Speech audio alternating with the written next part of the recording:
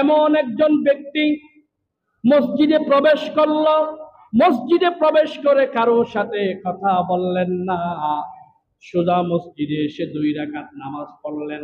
নামাজ পড়ার পরে এইভাবে দরবারে আল্লাহর হাত তুলে দোয়া করছেন। আল্লাহর প্রিয় হাবিব বলেন, ওই ব্যক্তির দোয়া আল্লাহ কোনদিন কবুল করবেন না। সাহাবায়ে কেরাম প্রশ্ন করলেন, লা ইউস্তাজাবু লিযালিকা, ইয়া রাসূলুল্লাহ, এই ব্যক্তির দোয়া কেন আল্লাহ কবুল করবে না?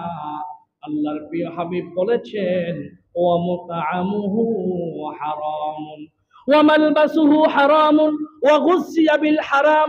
সেই যেই কাফর পরিধান করেছে, এই কাপড় হচ্ছে হারাম টাকা দিয়ে কেনা।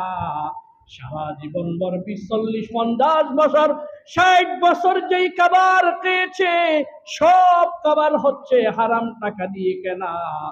ওই ব্যক্তির দোয়া কোনদিন আল্লাহ রব্বুল আলামিন কবুল করবেন না।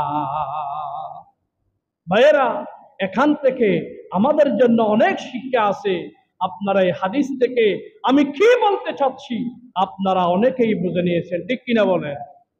শুধু নামাজ পড়বেন, খাবেন হারাম, নামাজ পড়বেন বোনের সম্পত্তি নামজারি করে, ভাইয়ের সম্পত্তি নামজারি করে, বিড়াকে বড় করে। আমার ছেলে মেয়েরা অনাগত আসলে তারা ঘর কোথায় বানবে? আমার 3 সন্তান, এক অন্তত পক্ষে এক একজন জনে এক একটা রুম পায়। এ চিন্তাই যারা সন্তান ছেলে মেয়েদেরকে সম্পত্তি থেকে মাহরুম করেছেন, মসজিদে এসে হাজার বছর সিজদা দিতে পারেন, আল্লাহর কসম সিজদা আল্লাহ কবুল করবেন না। কি মনে করেছেন আপনি? আপনি 62 বার হজ করেন, এমনি আনুষ্ঠানিকতা পালন করতে পারবেন, আল্লাহ কবুল করবেন না। হক হালাল, আল্লাহর ভয় অন্তরে জাগ্রত করতে হবে।